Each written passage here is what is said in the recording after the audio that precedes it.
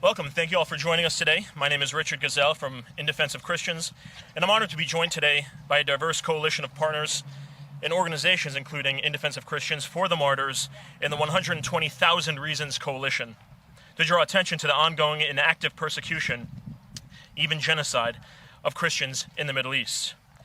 IDC began its fight to advocate for persecuted Christians in the Middle East nearly a decade ago, as the ISIS Caliphate was conducting a genocide against Christians in Syria and in Iraq.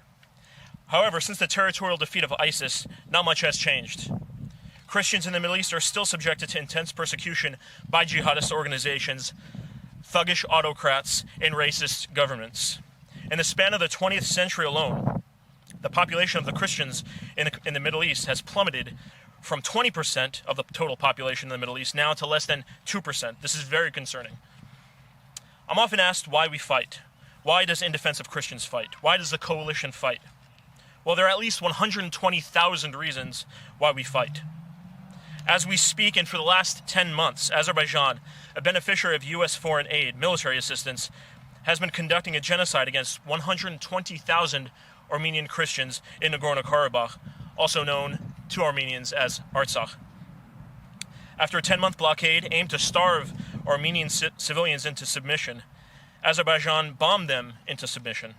Azerbaijan is now completing its mission to cleanse the area by expelling the 120,000 civilians, and is now completing that cleansing from the home that Armenian Christians have called home for the last thousands of years, creating a humanitarian crisis even before our eyes. All while Azerbaijan continues to this day to enjoy American military assistance due to a legal loophole. The United States must discontinue this loophole, the presidential waiver to Section 907 of the Freedom Support Act. The U.S. must discontinue military assistance to the brutal dictatorship and must prioritize humanitarian aid and assistance to the Armenian Christians who for thousands of years have called Artsakh home.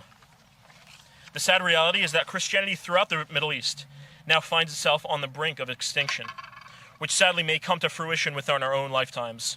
And with it, a 2,000-year-old Christian heritage would also disappear. This is not a political matter. In fact, it's more than a humanitarian matter, although it is a humanitarian matter. It's what we call a civilizational crisis. The Middle East, Christianity in the Middle East, represents a common heritage shared by worldwide Christendom, including all of us, Western Christians. Whether we realize it or not, it provides authentic access into the mind, culture, and worldview that gave rise to Christianity 2,000 years ago.